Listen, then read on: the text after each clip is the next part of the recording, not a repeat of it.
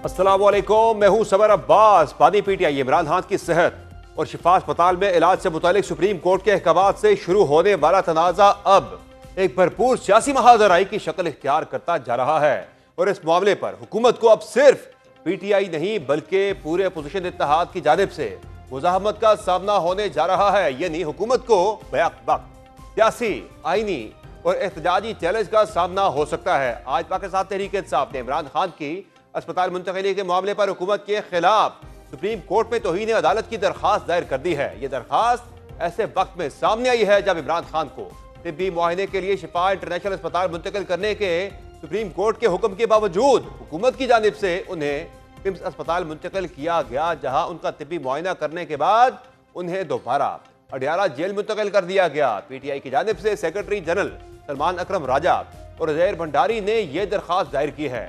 दरखास्त में supreme court के 18 अगस्त 2026 के हुक्मनामे की मुबैना खिलाफ वर्जी पर तौहीन अदालत की कार्रवाई शुरू करने की इस्तदा की गई है।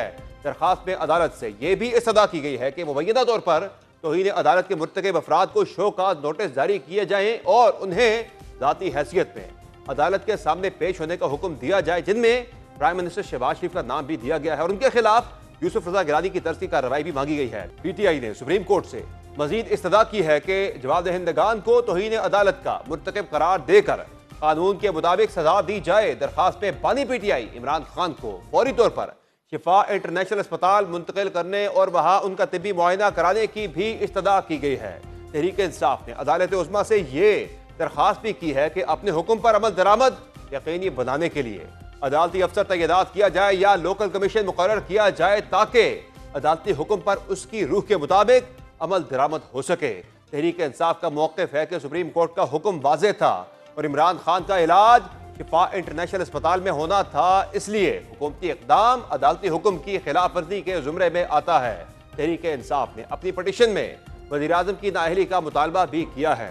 दरख्वास्त दायर करने के बाद सलमान अकरम राजा ने मीडिया से गुफ्तगू करते हुए कहा कि उम्मीद का महवर सुप्रीम कोर्ट है और कानून के मुताबिक फैसला होगा। अदालत का हुक्म बड़ा क्लियर था कि खान साहब को शिफा इंटरनेशनल अस्पताल मुंतकिल करना है। हाँ, उनकी एग्जामिनेशन और ट्रीटमेंट होनी है। एक सोची समझी साजिश थी सुप्रीम कोर्ट के खिलाफ, पाकिस्तानी कौम के खिलाफ, इमरान खान के खिलाफ। इसके खिलाफ हम मुकदमा अदालत में भी लड़ेंगे और पाकिस्तानी कौम के साथ अदालत के बाहर भी लड़ेंगे। आज भी सुहेल आफरीदी साहब हंगू के दौरे पे हैं। स्ट्रीट मूवमेंट के हवाले से तारीख हमारी 27 सितंबर की खड़ी है, लेकिन उससे पहले हमने खामोश नहीं रहना। हम हर सतह पे अपनी आवाज उठाएंगे, हर गली में, हर चौक में। एक जंग है जो हमें जीतनी है। पूरे मुल्क की उम्मीद है, उसका महवर सुप्रीम कोर्ट है। सुप्रीम कोर्ट एक बार फिर आईन और कानून के मुताबिक फैसला करेगा। दूसरी जानिब हुकूमत उल्टा तहरीक इंसाफ को तौहीन अदालत का इल्जाम दे रही है और यह भी कहा जा रहा है कि इमरान खान की अपनी पार्टी और उनके खानदान वालों ने उनके इलाज में रुकावटें डाली हैं। वजीर इत्तलात अता तारड़ के बकौल तहरीक इंसाफ के इस प्रोपेगेंडे को वकला क़यादत और तंजीमों ने भी मुस्तरद कर दिया है। एक झूठा प्रोपेगेंडा किया जा रहा है और इस सारे मामले को सियासत की नज़र किया जा रहा है। हमारा आज भी यही मौक़िफ़ है कि सेहत के मामले पर सियासत ना की जाए। एक बेबुनियाद कंटेम्प्ट की पिटिशन डाली गई है। इसकी फैमिली कंटेम्प्ट की मुर्तकिब हुई है, इसकी पार्टी कंटेम्प्ट की मुर्तकिब हुई है कि जब कोर्ट ने सियासत से मना कर दिया तो टोलियों में लोगों को जमा करना, मजमा इकट्ठा करना, अपने सरबराह, अपने लीडर जिसको वो कहते हैं बानियों में से हमारा एक बानी है, उसके इलाज में रखना डाले। मैंने पहले ऐसा नहीं देखा।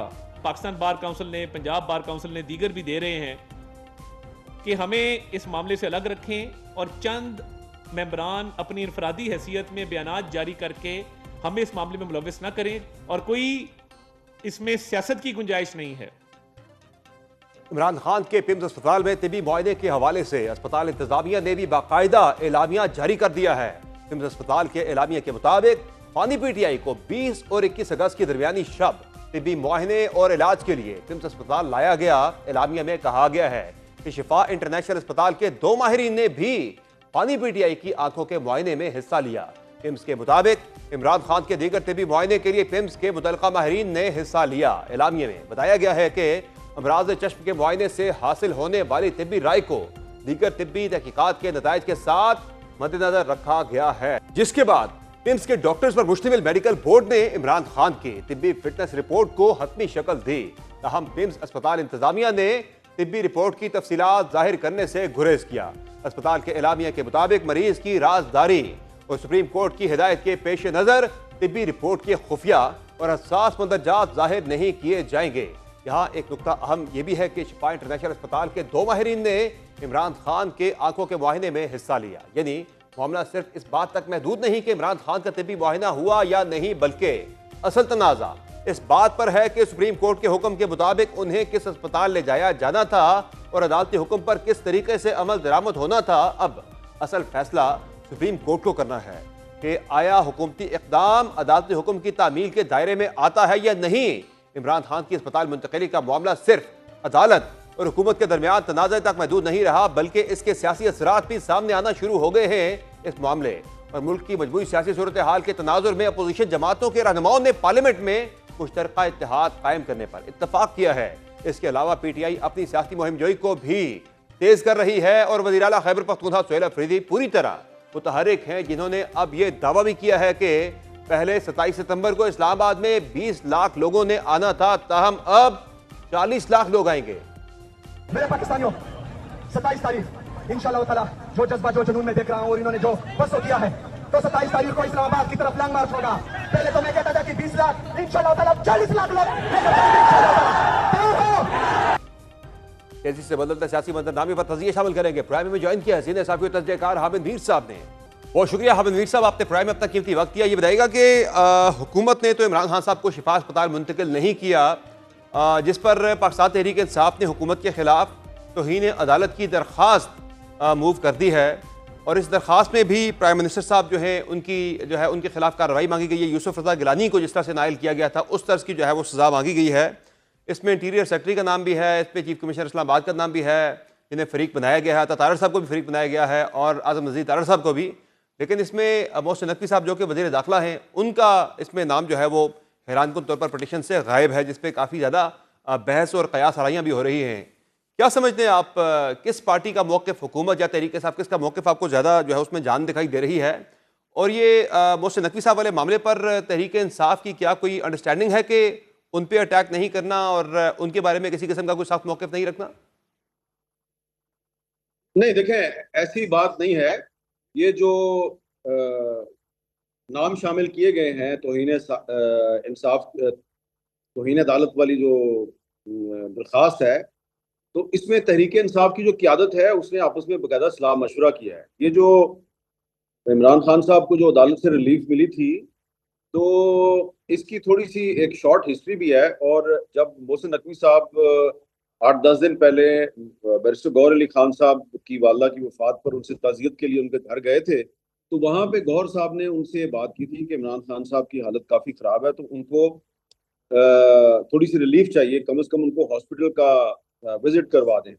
तो मोहसिन नकवी साहब ने कहा था ठीक है, हमें कोई इतराज़ नहीं है, आप अदालत का रास्ता इख्तियार करें, अदालत अगर हुक्म दे देगी तो हम उसको इम्प्लीमेंट करवाएंगे। और उसके बाद फिर उन्होंने अदालत में पिटीशन दायर की और अदालत ने एक फैसला भी दे दिया। तो इस पर मोहसिन नकवी साहब जो है वो तहरीक इंसाफ की जो लीडरशिप है, ख़ास तौर पे बैरिस्टर गौहर, उनके साथ पूरे राब्ते में थे। और जिस रात की बात हो रही है कि इमरान खान साहब को शिफा की बजाय पिम्स लाया गया, तो उस रात को भी मोहसिन नकवी साहब का राब्ता था बैरिस्टर गौहर साहब के साथ। और बैरिस्टर गौहर साहब जो है उनको 8 बजे तक ये इतला दे दी गई थी कि इमरान खान साहब जो है उनको शिफा में ही लाया जा रहा है। लेकिन उसके बाद फिर मुस्लिम लीग नून के अंदर एक ग्रुप जो है उसने मौक़िफ़ इख्तियार किया जी कि ये जो हमारी रिव्यू पिटीशन है उसमें हमने ये कहा कि जी इनको प्राइवेट हॉस्पिटल में नहीं ले जाया जा सकता, तो इनको आप सरकारी अस्पताल में लेके जाएं। और फिर शिफा के बाहर कुछ लोग इकट्ठे हो गए, तो उसको एक्सक्यूज बना के वो इमरान खान को पिम्स ले गए। अब इसमें मेरा ख्याल है कि अब मोहसिन नकवी साहब का नाम इसलिए शामिल नहीं किया गया कि इस पे सलाह मशवरा हुआ है कल रात को तहरीक इंसाफ की लीडरशिप का, और जो लोग उस सलाह मशवरे में शामिल थे, मेरी उनसे भी बात हुई है, तो उनका एक ख्याल है कि मोहसिन नकवी ने हमारी दरख्वास्त पर इमरान खान साहब को जेल से हॉस्पिटल लाने का जो प्रोसेस है उसमें कोई रुकावट नहीं डाली। तो हो सकता है आइंदा भी वो रुकावट ना डालें, तो इसलिए उनका नाम इसमें नहीं डाला गया। ये उनकी एक पब्लिक पोजीशन है तहरीक इंसाफ की। और आज तो हुकूमत बड़ी वजाहतें दे रही थी। अता तार साहब ने प्रेस कॉन्फ्रेंस करके बड़ी लंबी चौड़ी वजाहत थी सारे मामले पर। क्या समझते हैं आपके गवर्नमेंट को ये जो तहरीक साहब ने तौहीन अदालत की पटिशन मूव की है, इस पर कोई खतरा महसूस हो रहा है? देखिए, खतरा महसूस हो रहा है या नहीं हो रहा ये तो बात की बात है, लेकिन इतना मैं आपको बता दूं कि इमरान खान साहब जो हैं वो 15 सितंबर से पहले पहले हॉस्पिटल में होंगे। अच्छा, और शिफा में ही होंगे, पिम्स नहीं? तो देखिए, उनकी इस वक्त जरूरत जो है वो ये है कि उनको माहिर डॉक्टर्स जो है उनकी तवज्जो चाहिए, उनको चाहिए कि जरूरत है कि हॉस्पिटल में वो कुछ टाइम गुजारें। तो हो सकता है कि ये कोई अदालती फैसला भी आ जाए, और अगर अदालती फैसला जो है उसमें ताखीर हो जाती है तो उसके बावजूद जो 27 सितंबर का जो लॉन्ग मार्च है तहरीक इंसाफ का, उससे पहले पहले हुकूमत को उन्हें हॉस्पिटल लाना पड़ेगा। अच्छा मीर साहब, ये बताइएगा कि चूँकि हमारी रिसेंट हिस्ट्री अगर उठा के देखें पिछले 5-10 साल की, ज़्यादा पीछे ना भी अगर हम जाएँ, तो उसमें ये नज़र आता है कि जब किसी बड़े लीडर को अस्पताल मुंतकिल किया जाता है तो लोग जो है वो डील की बातें करना शुरू हो जाते हैं। अभी जब खान साहब को अस्पताल उनकी मुंतकिली के हवाले से पटिशन आई, बेंच बना, उसके बाद फिर जब फैसला आया तो बहुत ज़्यादा इस पर कयास आराइयाँ शुरू हो गई, चाहे ये शुरू हो गई कि जनाब ये कोई डील हो रही है, इसके बाद खान साहब यहाँ से बनिगाला जाएंगे, फिर शायद मुल्क से बाहर जाएंगे। इस तरह की बहुत सारी जो है मुख्तलिफ तरह की चाहे शुरू हो गई। क्या समझते हैं आप इस सारे मामले में? इसको लोगों ने 28वीं आईनी तरमीम से भी जोड़ने की जो है वो कोशिश की कि शायद हुकूमत पे दबाव डाला जा रहा है, और इसके साथ साथ 27 सितंबर का जो तरीके साहब का एहतजाज है उसकी कॉल के साथ भी जोड़ने की कोशिश हुई। क्या समझते हैं आप, इसका एक्चुअल कॉन्टेक्स्ट क्या था इस सारे मामले का? क्या कोई डील या डील के हवाले से कोई भी किसी किस्म की कोई जो है इसमें यहाँ पे पॉसिबिलिटी मौजूद थी? मैं इस सवाल का जवाब बड़े मुहतात अंदाज में दूंगा, और सिर्फ इतना कहूंगा कि अदालती फैसले के नतीजे में इमरान खान जेल से हॉस्पिटल भी आ सकते हैं और हॉस्पिटल से बनीगाला भी जा सकते हैं। लेकिन अगर कोई अदालत ये फैसला दे भी दे कि आपको इलाज के लिए हम पाकिस्तान से बाहर जाने की इजाज़त देते हैं, मेरी ज़ाती राय ये है कि इमरान खान साहब पाकिस्तान से बाहर नहीं जाएंगे। सही। और दूसरा हमें साहब ये बताइएगा कि अब पाकिस्तान तहरीक इंसाफ ने भी अपनी सियासत में एग्रेशन लाने का फैसला किया है कि 27 का एहतजाज भी, जो खान साहब का पैगाम भी आया है सुहेल अफरीदी को, कि आप अपनी मूवमेंट को तेज़ करें, ज़्यादा इफेक्टिव बनाएं, और इसके साथ साथ फिर तहरीक इंसाफ ने पार्लियामेंट के अंदर भी एक जॉइंट अपोजिशन जो है वो बना ली है मौलाना फजल रहमान साहब की सरबराही में। तो क्या समझते हैं आप, ये जो एक जॉइंट अपोजिशन बनी है, वही मौलाना फजल रहमान साहब आज से 3-4 साल पहले वो जो है जो कमांड कर रहे थे, लीड कर रहे थे पीडीएम को, जिसने खान साहब को हटाया था, आज वही तहरीक इंसाफ जो है वो पूरी जाके मौलाना फजल रहमान साहब के पीछे फिर से खड़ी हो गई है। क्या समझते हैं आप, इस मरतबा मौलाना साहब कोई फ़र्क डाल पाएंगे? देखिए, मौलाना साहब कोई फर्क डालते हैं या नहीं डालते, लेकिन कल रात को मेरी सुहेल अफरीदी साहब से तफसीली बात हुई है, और वो बड़े प्रेशर में थे। वो कह रहे थे कि इमरान खान साहब के साथ जो हुआ है उसके बाद से मेरे पे यंगस्टर्स का बहुत दबाव है, और वो कह रहे थे कि मैं बस अभी निकल रहा हूँ, मैं जा रहा हूँ हंगू की तरफ जा रहा हूँ और कोहाट की तरफ जा रहा हूँ। और आज उन्होंने वहाँ पे बहुत से जलसों से खिताब भी किया, उसमें आपने देखा है कि उन्होंने ऐलान किया कि हमने अब अपनी कश्तियाँ जला दी हैं। तो सुहेल अफरीदी साहब कह रहे थे कि मैं एक सच्चा पाकिस्तानी हूँ, मुझे पाकिस्तान से बड़ी मोहब्बत है, और मैं नहीं चाहता कि मेरे सूबे के अवाम और पाकिस्तान के इदारों के दरमियान कोई गलतफहमी पैदा हो, कोई मुहाजराई पैदा हो। और कल भी जिस एक मुशावरती इजलास में वो मौजूद थे, उसमें भी उन्होंने ये कहा है कि हमारी लड़ाई जो है वो शरीफ खानदान के साथ है, शरीफ खानदान जिम्मेदार है इमरान खान के साथ जुल्म ज्यादती का। तो हम हुकूमत पे तनकीद करेंगे, हम शरीफ खानदान पे तनकीद करेंगे, लेकिन हमें अभी पाकिस्तान के रियासती इदारों जो हैं उनके साथ मुहाजरा नहीं करनी, उनके साथ लड़ाई नहीं करनी, क्योंकि इसका फायदा पाकिस्तान के दुश्मन उठाएंगे। तो ये उनकी एक पॉजिटिव अप्रोच थी, लेकिन मुझे वो बड़े प्रेशर में लग रहे थे। वो कह रहे थे जी कि नौजवान जो है ना उनको संभालना मुश्किल हो रहा है। तो ठीक है, मौलाना फजलुर रहमान साहब एक सियासी तहरीक चलाने का तजर्बा रखते हैं, लेकिन मुझे लगता यह है कि इस मरतबा जो बड़ी जिम्मेदारी और बड़ा चैलेंज है वो सुहेल अफरीदी का है, और वो कोशिश कर रहे हैं कि इस चैलेंज को बड़ी एहतियात के साथ मीट करें। मीर साहब ये बताएगा कि पाकिस्तान पीपल्स पार्टी भी हुकूमत से बहुत ज़्यादा नाला है। ऑलरेडी पाकिस्तान तहरीक इंसाफ ने जो है वो एग्रेसिव पोस्चरिंग स्टार्ट कर दी है गवर्नमेंट के खिलाफ। ऐसे में पीपल्स पार्टी की तरफ से भी जो बयानात आ रहे हैं बिलावल भुट्टो जरदारी साहब के, वो कभी कहते हैं कि एक पेज की जो बात होती है उसमें दाल में कुछ काला है, कभी वो हुकूमत की उल्टी गिनती शुरू करने की बातें करते हैं। क्या समझते हैं आप, पीपल्स पार्टी भी क्या पोजीशन बेंचेस पर आ सकती है और वो भी नून लीग की गवर्नमेंट को टफ टाइम दे सकती है, या दोनों के जो है स्टेक्स बहुत ज़्यादा सिस्टम के अंदर, एक दूसरे के साथ दोनों का सर्वाइवल जुड़ा है, वो कभी भी एक लाइन जो है वो क्रॉस नहीं करेगी किसी सूरत भी? देखिए, बिलावल भुट्टो जरदारी साहब जो हैं, उनकी जो बॉडी लैंग्वेज है और उनका जो लबो लहजा है, उससे तो ये लग रहा है कि वो किसी भी सूरत में इस हुकूमत का साथ नहीं देना चाहते। लेकिन उनको दो इस वक्त खदशात हैं। एक तो ये कि कहीं सिस्टम कोलैप्स ना कर जाए, कहीं जमहूरियत का बिस्तर गोल ना हो जाए, और दूसरा ये है कि उनकी पार्टी के अंदर से उनको काफी प्रेशर है कि आप फौरी तौर पर नो कॉन्फिडेंस की तरफ ना जाएं। लेकिन मुझे लगता यह है कि बिलावल साहब जो हैं वो अपनी पॉलिटिकल सर्वाइवल की वजह से नहीं, बल्कि उनको लग रहा है कि पीपल्स पार्टी की सर्वाइवल जो है वो इसमें है कि नून लीग का साथ छोड़ दिया जाए। तो वो कोई ऐसा कदम उठाएंगे कि जिसके नतीजे में वो हो सकता है कि अपोजिशन कैंप में चले जाए, लेकिन ऐसी सूरत में उनको कुछ प्राइस भी पे करनी पड़ेगी। और मुझे लगता यह है कि बिलावल भुट्टो जरदारी वो प्राइस पे करने के लिए तैयार हैं और जेल भी जाने के लिए तैयार हैं।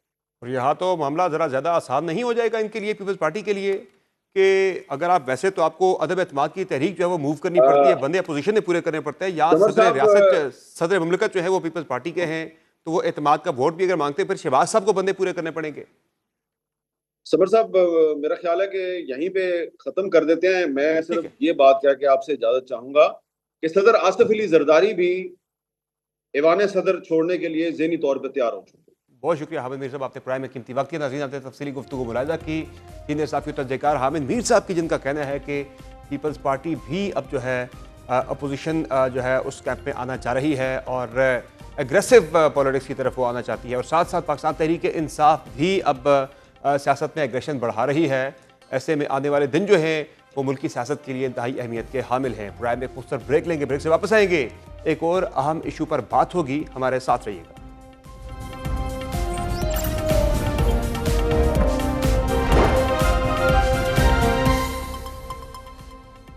Welcome back.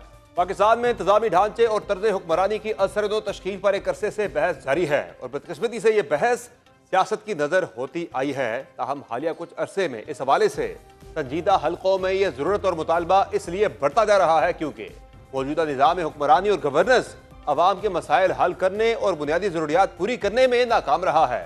सूबों का वसी रकबा, आबादी में मुसलसल इजाफा, इंतजामी मरकजियत और वसाइल की गैर मसावी तकसीम और निचली सतह पर फैसला साजी के फुकदान ने सवाल को मजीद तकवीत दी है कि मौजूदा सूबाई ढांचा अवाम की बढ़ती हुई जरूरियात पूरी करने के लिए नाकाफी है और इसी वजह से मुल्क में मजीद सूबों या इंतजामी यूनिट्स की जरूरत बढ़ गई है। यह भी जहन नशीन रहे कि पाकिस्तान के मसाइल को सिर्फ इंतजामी हदूद की तब्दीली से हल नहीं किया जा सकता। कमजोर गवर्नेंस और एहतसाब, गैर मुअस्सर और बदउनवान ब्यूरोक्रेसी, नाकस सर्विस डिलीवरी और माली और इंतजामी इख्तियारात की निचली सतह तक अदम मुंतकिली बुनियादी मसाइल की वजह है। इसलिए नए सूबों का मामला महज जोग्राफियाई तकसीम या सियासी नुमाइंदगी का नहीं, बल्कि इसलिए अहम है कि रियासती निज़ाम को ज़्यादा मौसर, जवाबदेह और अवाम दोस्त बनाया जाए। मुल्क की मौजूदा सियासी सूरत हाल को देखते हुए, सियासी पोलराइजेशन को जहन में रखते हुए यकीनन सूबे बनाना नामुमकिन नहीं तो इंतहाई मुश्किल ज़रूर दिखता है। इसके लिए आइनी और कानूनी पेचीदगियों का सामना भी होगा। नए सूबों का क़याम महज इंतजामी फैसला नहीं बल्कि आइनी अमल, पार्लिमानी मंजूरी और मुतल्लका सूबाई और अवामी इत्तफाक राय से जुड़ा हुआ है। इसी तरह मुकामी हुकूमतों के हवाले से आर्टिकल 140A के मौसर नफाज, वाज़ेह इख्तियारात, मुस्तकिल इदारा जाती हैसियत और सूबाई हुकूमतों से मुनासिब सियासी, इंतजामी और माली खुदमुख्तारी की ज़रूरत ज़ेर बहस आती है। मौजूदा 32 इंतजामी डिवीजन्स भी मुस्तकबिल की इंतजामी या सूबाई तंजीमें नो के लिए एक मुमकिन मनतकी बुनियाद फराहम कर सकती है, जबकि हज़ारा, सरायकी और बहावलपुर जैसे दरीना मुतालबात को भी सियासी नारों के बजाय इन्हीं मारूजी मयार पर परखा जा सकता है। यूँ असल बहस मज़ीद सूबे या मौजूदा सूबों तक महदूद नहीं रहती। बुनियादी सवाल यह है कि पाकिस्तान के लिए ऐसा कौन सा हुक्मरानी का ढांचा ज़्यादा मौजू है जो कम लागत पर बेहतर अवामी खिदमात, मौसर इंतजामिया, मजबूत एहतसाब, मुनसिफाना वसाइल की तकसीम और अवाम के करीब हुकूमत यकीनी बना सके। अहम बात यह है कि इस बहस को कौमी सतह पर बयानिए की शक्ल देने में कलीजी किरदार दुनिया मीडिया ग्रुप के चेयरमैन मियां आमिर महमूद का है, जिन्होंने अपनी तफसीली तज्जियाती रिपोर्ट में भी नए सूबों की जरूरत और अहमियत को बयान किया है। इसके अलावा वो मुसलसल कौमी मुबाहिसों में भी नए सूबों की जरूरत का मुकदमा लड़ रहे हैं। आज भी उन्होंने एक्सपो सेंटर लाहौर में गुड गवर्नेंस के फरोग के लिए मेरा सूबा मेरा निज़ाम के नाम से आगाही मुहिम की इब्तिदाई तकरीब से खिताब करते हुए कहा कि हमें हुक्मरान बदलने के बजाय निज़ाम बदलना होगा। नए सूबे बनने से अखराजात कम होंगे, गवर्नेंस बेहतर होगी। उनका मजीद कहना था कि दुनिया के हर मुल्क ने आबादी बढ़ने के साथ इंतजामी यूनिट्स बढ़ाए हैं। पंजाब के लोग तैयार हैं कि छोटे सूबे बनाने चाहिए।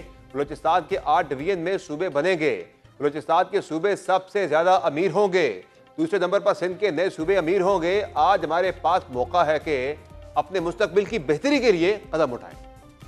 पंजाब के लोग इस पे तैयार हैं कि छोटे सूबे बनाए जाएं, कि जो बलूचिस्तान के 8 डिवीजन्स में सूबे बनेंगे, पर पर्सन सबसे ज़्यादा पैसा जो फेडरल गवर्नमेंट की तरफ से या उनकी मिनरल्स की तरफ से जाएगा वो 8 सूबे होंगे जो बलूचिस्तान के इलाके में बनेंगे। और उसके बाद जो सूबे सबसे ज़्यादा अमीर होंगे वो सिंध के इलाके में जो सूबे बनेंगे वो दूसरे नंबर पे सबसे ज़्यादा अमीर सूबे होंगे। आज कराची, लाहौर, इस्लामाबाद, कोयटा और पेशावर के अलावा किसी सूबे ने कोई शहर आबाद नहीं किया। उन्होंने कहा कि पाकिस्तान में अच्छी हुकूमतें भी आईं, लेकिन आम आदमी को कोई फायदा नहीं हुआ। जायजा लिया गया तो मालूम हुआ कि आप करोड़ों आबादी वाले सूबे नहीं चला सकते। 172 मुमालिक पंजाब से छोटे हैं। हमारा एक फेडरेटिंग यूनिट बाकी तीनों को मिलाकर भी बड़ा है। हम अपना निज़ाम अपनी जगह पर लाएंगे। इस मुल्क के नौजवान चाहते हैं कि अच्छी गवर्नेंस मिले। हमें बहुत उम्मीद है कि पाकिस्तान आगे बढ़ेगा।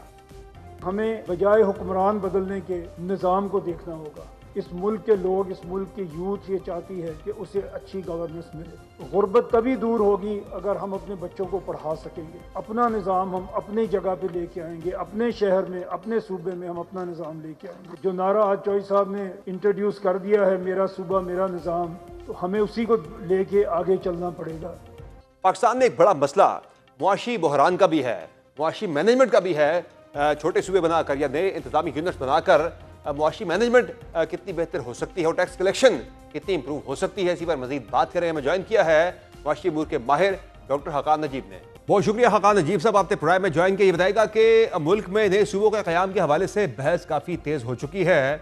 इंतजामी अगर सूरत हाल को देखा जाए, इंतजामी नुक्ता नज़र से देखा जाए तो सूबे तो बनने चाहिए और शायद बनकर रहेंगे हर सूरत में। क्या समझते हैं आप, चूँकि ज़ाहिर आपने काम भी किया है वजारत ख़जाना के अंदर, जो मुआशी मैनेजमेंट है नए सूबों के क़याम से वो कितनी बेहतर हो सकती है? So, Samar, given the experience that I've had with the government, मैं हमेशा ये कहता हूँ कि जो काम हमने शुरू किए थे, क्योंकि वो पाए तकमील तक नहीं पहुंचे, तो जो गवर्नेंस में बेहतरी का काम 2008-9 में शुरू हुआ 18वीं तरमीम के अंदर। अब आपने बहुत इंपॉर्टेंट बात की कि कैसे बेहतर हो, जिसको कहते हैं इकोनॉमिक गवर्नेंस। उसमें हमने बात की सबसे बढ़ के कि पाकिस्तान की जो एक्सपेंडिचर मैनेजमेंट है, एनएफसी के तहत बहुत से इख्तियारात नीचे चले गए। 18वीं तरमीम में 17 ऐसे सब्जेक्ट थे जो डिवॉल्व हो गए। ज़कात, उशर, poverty, health, education, all these were devolve subjects. हमने 60% के करीब एनएफसी में पैसे भी नीचे दे दिए।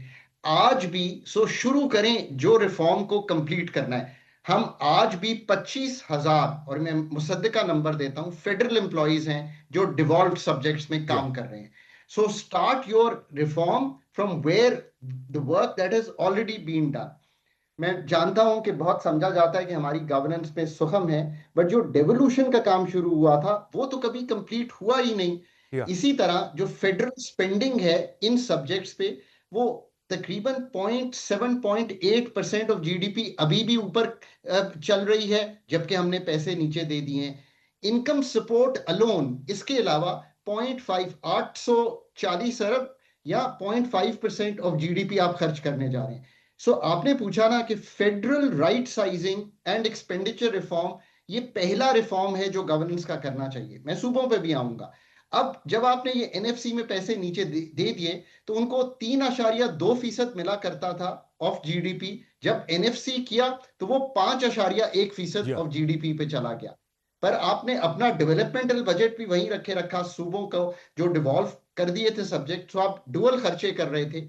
सो फेडरल राइट साइजिंग के बाद जो दूसरी सबसे इंपॉर्टेंट चीज आपके सामने आई वो ये थी कि आपने एनएफसी 2014 के बाद क्यों नहीं किया। उससे क्या हुआ, आप 82% पॉपुलेशन बेस पे ही देते रहे, यानी कि जो हमने सुखम दूर करने थे नए एनएफसी में, आज 12 साल हो गए हैं। I was on the table जब हमने 2014 में ये कंप्लीट किया था, और मैं तब भी कहता था 2014-15 में कि ये आगे चलाइए और एनएफसी कीजिए। आज the second thing Pakistan needs to do is to do a proper NFC. सारे सूबे जो हैं वफाक के साथ बैठकर ये तय करें कि एनएफसी का निज़ाम क्या होगा। जब एक सूबा साइज में आधे पाकिस्तान जितना होगा तो ऑब्वियसली वहां पे एनफोर्समेंट को इतना आसान काम नहीं होगा। और जब एक सूबे की आबादी आधे पाकिस्तान जितनी होगी तो वहां पे आप एनफोर्समेंट आपके लिए टैक्स कलेक्शन के लिए इतनी आसान नहीं होगी। जब आप छोटे यूनिट्स बनाएंगे आपके लिए एग्रीकल्चर टैक्स भी इकट्ठा करना बहुत आसान हो जाएगा, इंडस्ट्रियल टैक्स इकट्ठा करना भी आपके लिए बहुत आसान हो जाएगा। जितना छोटा यूनिट होगा उतना आपको ईजी होगा, टैक्स कलेक्शन आपकी बहुत ज्यादा बढ़ जाएगी। ठीक है, चलिए मैं इस पे पहले आ जाता हूं, फिर मैं अपना जो पूरा रिफॉर्म पैकेज है वो आपके सामने रखूं। सो एक तो ये बात है कि फिजिकल इक्वलाइजेशन और परफॉर्मेंस इंसेंटिव एनएफसी के, देखिए दो सराइकी और बहावलपुर की बात हुई है ना, आप उसके प्रोटोटाइप पे मेरे ख्याल में मूव कर सकते हैं। That's something you can start thinking about कि कैसे आप मतलब चूंकि बहुत दूर है बहावलपुर और लाहौर, तो this is something you can think about. But ये छोटी सी रिफॉर्म है। असल रिफॉर्म इसके बाद ये होती है कि सूबों के पास तो पैसे आ गए, पर समर सूबों के पास तो पैसे रहने ही नहीं ना थे, क्योंकि ये पैसे तो प्रोविंशियल फाइनेंस कमीशन के नीचे जाने थे। किसके पास? लोकल गवर्नमेंट्स के पास। आर्टिकल 140A भी ऐड किया हमने कॉन्स्टिट्यूशन में। वो क्या कहता था कि आपके पास लोकल गवर्नमेंट्स होंगी। Summer I am going to give you numbers so that बात फैक्चुअल हो ना। आप 4.7% सिर्फ खर्च कर रहे हैं नीचे, और आप इमेजिन कीजिए कि चाइना, जिसकी हम कहते हैं हमारा दोस्त है, तरक्की का मॉडल अच्छा है, और इंडिया, चाइना 60% लोकल गवर्नमेंट पे खर्च कर रहा है। उनके मेयरल कंपटीशन जो है वो सारी तरक्की ला रहे हैं। आपने वो भी नहीं किया। आपका टारगेट क्या होना चाहिए? 140A को डिफाइन भी करना है। ये भी याद रखिए कि 140A में एक और प्रॉब्लम आ रही है, उसमें हमने डिफाइन नहीं किया है, यानी ABCD के आगे क्या उनके फंक्शंस होंगे, कौन से टैक्सेस उनके पास होंगे। मैं एक हल्का सा एग्रीकल्चर इनकम टैक्स पे बड़ा क्लियर हूं। पाकिस्तान का पोटेंशियल है 800 अरब रुपए का। You know what we are collecting? 5 से 10 अरब रुपए। आपने बिल्कुल सही बात की। मैं बिल्कुल हामी हूं कि सूबे आपको मूव करने पड़ेंगे, लसानी बुनियाद पे नहीं, पर किसी। अब हमने आपके सामने आज 18वीं तरमीम, हमने एनएफसी, पीएफसी, हमने 140 उसकी तरजीह, लोकल गवर्नमेंट्स का कयाम, और जो आपने बात की है सूबों की, उनका कयाम। ये अगले 3 साल के टारगेट सेटअप करें, बड़े क्लियर पर्चे लिखें, फिर आपके पास 32 एडमिनिस्ट्रेटिव यूनिट्स भी काम कर सकते हैं। इसमें भी कोई हरज की गुंजाइश नहीं। कुछ और तब्दीलियां भी आपको करनी पड़ेंगी। मसलन इस वक्त 1170 लोग पूरे पाकिस्तान को रिप्रेजेंट कर रहे हैं। इसको कैसे मैं समझाता हूं? सेनेट और पीएमएल जो हमारी मेन पार्टीज को मिलाएं और एमपीएस एमएनएस को मिलाएं, इंडिया में 2.5 मिलियन लोग रिप्रेजेंट करते हैं इंडिया में। जब आप लोकल गवर्नमेंट्स पे जाएंगे तो ये नंबर 1,20,000 होगा। देखिए उधर कंपटीशन आएगा कि किस जिले में क्या काम होना है, किस डिस्ट्रिक्ट में कौन सी रोड बननी है। जो लोकल सतह के काम है वो लोकल सतह पे ही खत्म हो जाएंगे। ठीक है, अच्छा, अब 140 की तशरीह, इसमें अमेंडमेंट करनी पड़ेगी कॉन्स्टिट्यूशन में। 239 की भी तशरीह करनी पड़ेगी अगर आपने सूबों पे मूव करना है। ठीक है, आप एक 3 ईयर रोड मैप जो है दे दें कि क्या होगा। देखिए हम जो काम किए हुए हैं उनको पाया तकमील तक पहुंचाएं। लेकिन ये बात तो तय है हकान नजीब साहब के, ये जो रिफॉर्म्स के इक़दामात हैं ये हमें हर सूरत में उठाने होंगे। नहीं उठाएंगे तो फिर मुल्क आगे नहीं बढ़ सकेगा, ये तो तय है बिल्कुल।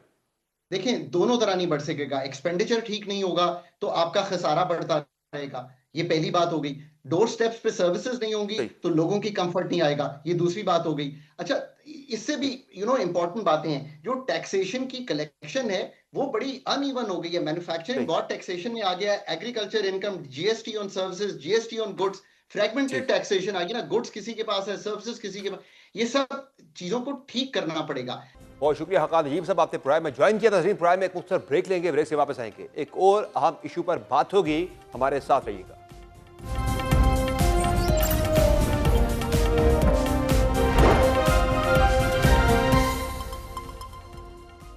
Welcome back. पाकिस्तान में चीनी का बहरान कोई नया मसला नहीं। हर चंद साल बाद यही कहानी मुख्तलिफ शक्लों में सामने आती है। कभी चीनी की किल्लत का शोर, कभी कीमतों में इजाफा, कभी बरामद करने की इजाज़त, फिर मुकामी मार्केट में कीमत बढ़ने पर दरामद का फैसला। अब एक बार फिर दरामद की गई चीनी को बरामद करने की कोशिश।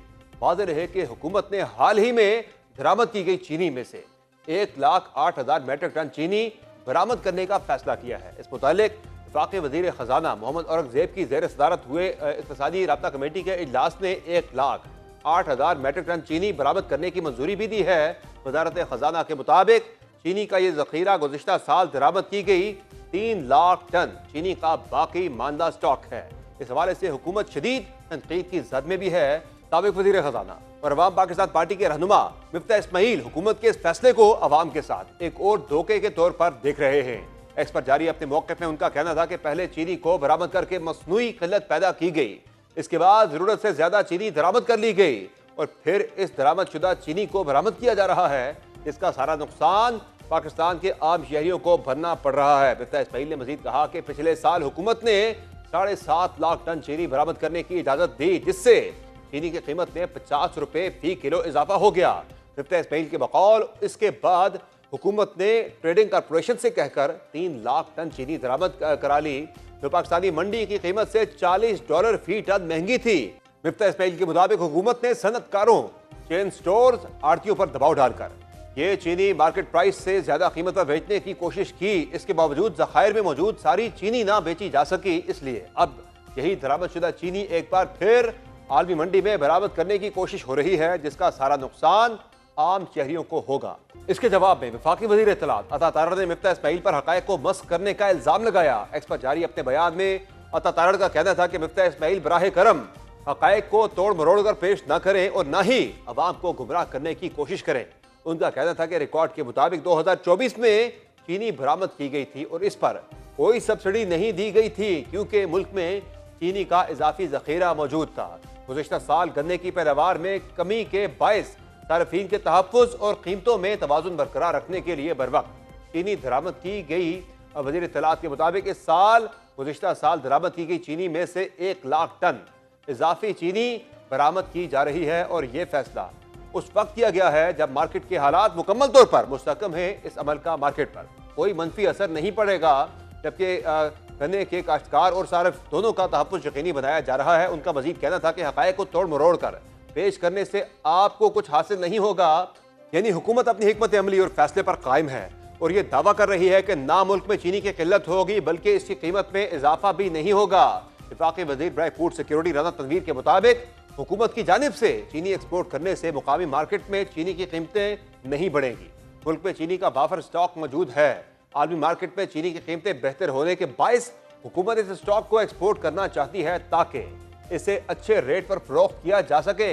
और यही वो मुकाम है जहां ये मामला सिर्फ चीनी की कीमत का नहीं रहता बल्कि हुकूमती मनसूबाबंदी और गवर्नेंस का मसला बन जाता है। और सितम यह है कि ये गवर्नेंस की नाकामी हर साल अया होती है।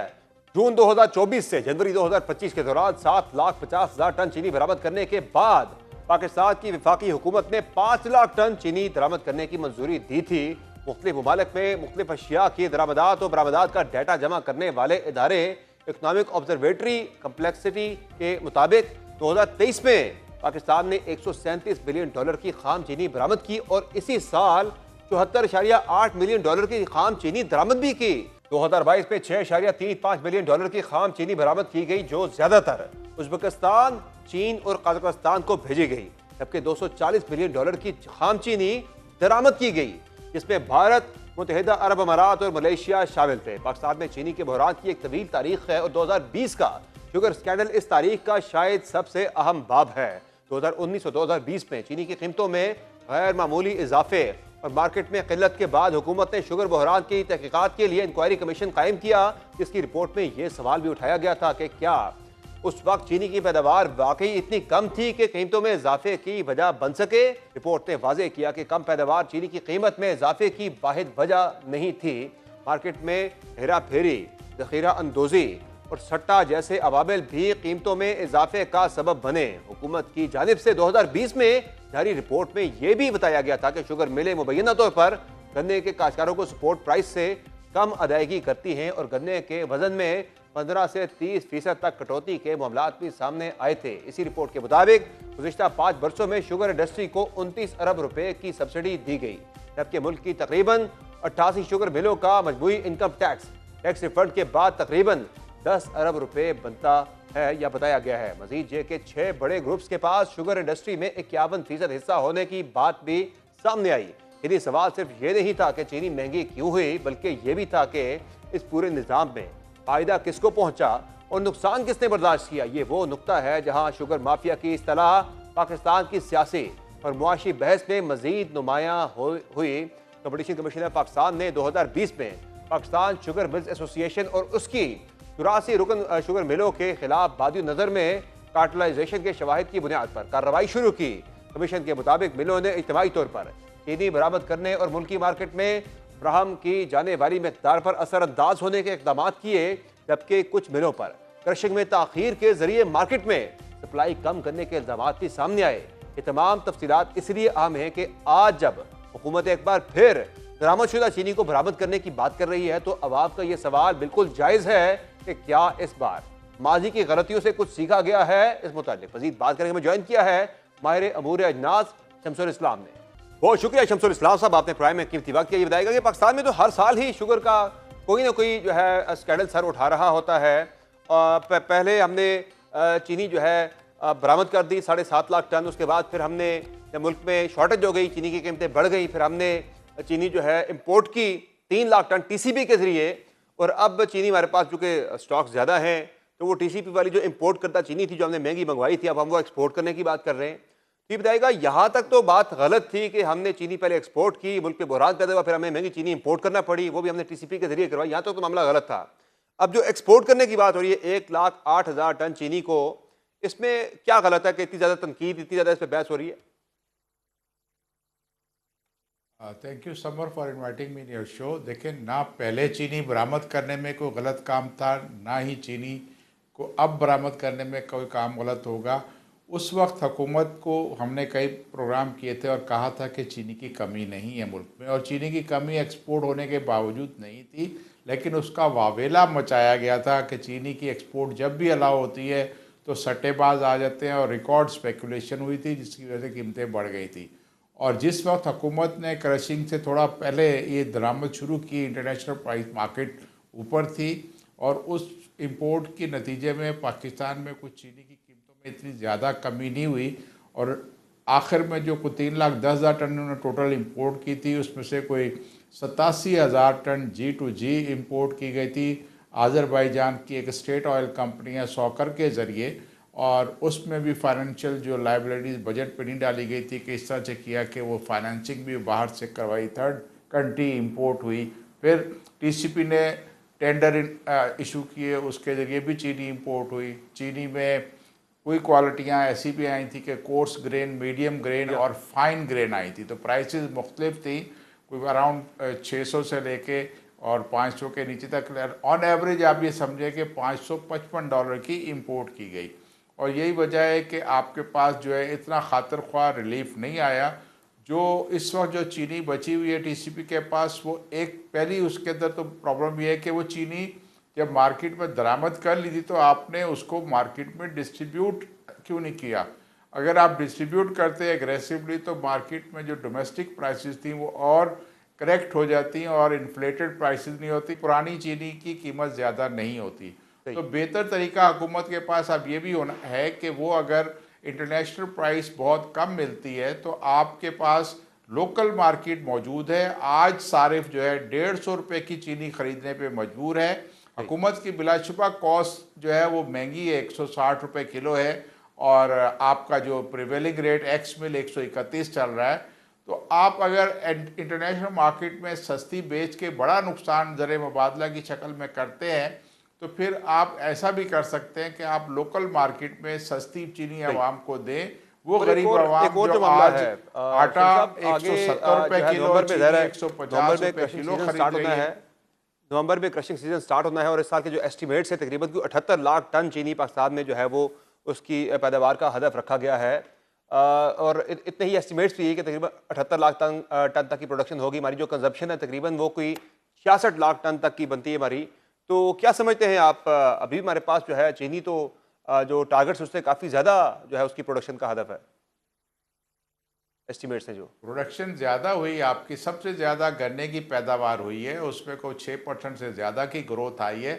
लेकिन पाकिस्तान में अगर आप जितने भी हिस्टोरिक क्राइसिस देखें शुगर के, वो कभी भी ऐसा नहीं हुआ कि चीनी पाकिस्तान से डिसअपेयर हो गई हो। हुकूमत की इंटरवेंशन की वजह से और इन कार्टल्स की वजह से चीनी को के अंदर एक आर्टिफिशियल सप्लाई डिमांड के अंदर एक गैप लाया जाता है। कुछ डेटा आपका कंजम्पशन का, प्रोडक्शन का, वो भी फैब्रिकेटेड और मैनिपुलेटेड होता है। तो आपको एक्चुअल जो पोजीशन है ट्रांसपेरेंट वो नज़र नहीं आती। इस दफ़ा चीनी की कमी नहीं है और हमारी इंटरनेशनल मार्केट में चीनी की पैदावार बढ़ रही है। लेकिन जो मैं देख रहा हूँ कि जब आपके पास जो स्ट्रेटजिक रिजर्व्स में आपने 1,08,000 टन की चीनी जो पड़ी है, जब आप बेच देंगे तो फिर वो आप ज़ीरो स्टॉक हो जाओगे। उसका बहाना बना के शुगर इंडस्ट्री आपसे कहेगी कि जो इंटरनेशनल मार्केट बढ़ी हमें एक्सपोर्ट की इजाज़त दें, या फिर ये करेंगे कि प्राइसेस को बढ़ा देंगे, क्योंकि अभी तो पता है कि हुकूमत का स्टॉक बढ़ा, इंटरवेंशन हो सकती है। या फिर ये भी किया जाएगा कि जब इनकी टीसीपी की 1,08,000 टन की चीनी ख़त्म हो जाएगी तो फिर टीसीपी गवर्नमेंट के ज़रिए जो है, हुकूमत के ज़रिए टीसीपी के ज़रिए और शुगर बैरन्स कहेंगे हमारे पास 78 लाख टन चीनी है, प्रोडक्शन सरप्लस है, हम कहाँ ले के जाएं, हम अगले सीज़न में गन्ने वालों को, काश्तकारों को पैसा नहीं दे सकेंगे, तो आप हमारी चीनी ख़रीदो। और हुकूमत के पास ये अभी भी फिगर आपने अगर सुनी होगी तो 5 से 6 लाख टन की ये कंजम्पशन बताते हैं। तो 5 से 6 लाख टन की अगर एक महीने की कंजम्पशन ये लेंगे तो 5-6 लाख टन हुकूमत टीसीपी के ज़रिए ख़रीद के फिर रख लेगी। और फिर उस ख़रीद के बाद अगर आप हिस्ट्री देखें तो चीनी की मिल मालकान को कीमत भी अदा कर दी गई थी, चीनी इन्होंने नहीं दी जब महंगी हो गई। और फिर वो अगर चीनी मिल भी जाती है, रखी रहती है, तो उसका भी एक भारी आपके ऊपर बोझ पड़ेगा किटी का। बेस्ट सोल्यूशन हुकूमत के पास यही है कि मुकम्मल तौर पे इस पे निकल जाएं। और इस वक्त जो 1,08,000 तो फिर ये क्या रोक रहा है, ऐसी क्या चीज़ है जो रोक रही है हुक्मरानों को, हुकूमत को डीरेगुलेशन करने के जो एक मामला है? चूंकि समरी तो इत्तलात है कि 3 महीने से पड़ी है प्राइम मिनिस्टर साहब की टेबल पे, लेकिन उस पर अमल दरामद नहीं हो रहा, मामला आगे बढ़ नहीं पा रहा। क्या इसमें कॉन्फ्लिक्ट ऑफ इंटरेस्ट का मसला है कि हुक्मरान जो है उनकी अपनी चूंकि शुगर मिल्स हैं, उन्हें लगता है कि डीरेगुलेट करने से उन्हें नुकसान हो जाएगा, इस वजह से वो नहीं कर रहे? देखिए जी, बात तो कन्फ्लिक्ट ऑफ इंटरेस्ट की भी है, और दूसरा आपको पता है कि जब भी आपके मुल्क में ज़रूरत से ज़्यादा पैदावार हुई है और हमेशा हुई है, तो जब ज़रूरत से पैदावार होती है तो सरकार के अंदर अगर एक भी बंदा चीनी की का मिल मालिक बैठ जाता है। और आपको अभी भी ये गौर करना चाहिए कि जो समरी जो आई है ईसीसी में मूव हुई है, वो मिनिस्ट्री ऑफ इंडस्ट्रीज़ की तरफ से आई है। मिनिस्ट्री ऑफ इंडस्ट्रीज़ का एक अपना रिकॉर्ड है कि वो बाकी इंडस्ट्री को इतनी मोहब्बत नहीं करते। वो राइस एक्सपोर्ट सेक्टर को आज तक इंडस्ट्री का दर्जा नहीं दे सके, लेकिन शुगर इंडस्ट्री के लिए बड़ी अच्छी समरी तैयार करते हैं। और आइंदा भी ये सरप्लस एक समरी आपके सामने आएगी कि जिसमें बरामद की इजाज़त ली जाएगी। हुक्मरान हमारे जो है वो पाकिस्तान में हैं चीनी के उसके अंदर कारोबार में, और अगर आप इसको डीरेगुलेट करते हो और पाबंदी उठा लेते हो, नए सेक्टर्स आएंगे, फॉरेन कंट्रीज से इन्वेस्टर आ जाएंगे, क्योंकि आपको पता है कि गन्ने की पैदावार से एथानॉल बहुत ज़्यादा निकलता है। इसकी और दूसरी चीज़ें हैं, मोलासिस है, आप इसकी शुगर को वैल्यूडेट करके आप कैंडीज चॉकलेट बना के चाइना की तरह से बहुत बड़ी एक्सपोर्ट कर सकते हो, बिलियंस ऑफ डॉलर कमा सकते हो। लेकिन हम रहते हैं कि सिर्फ रिफाइंड चीनी एक्सपोर्ट करनी है। हमारे शुगर बैरन जो है वो एथानॉल बना के उसको एक्सपोर्ट करना चाहते हैं ताकि उनको ज़्यादा प्राइस उसकी मिल जाए, जबकि पड़ोस में एथानॉल के ऊपर पाबंदी लगा दी है। वो पड़ोस मुल्क जो है चीनी का बड़ा एक्सपोर्टर भी है, पैदावार भी उसकी होती है, वो बायोफ्यूल में ब्लेंड करके अपनी दरामदी ऑयल की जो है उसका बिल कम कर रहा है। बहुत शुक्रिया शमसुल इस्लाम साहब, आज के प्रोग्राम में इतना ही, इजाज़त दीजिए, अल्लाह हाफ़िज़।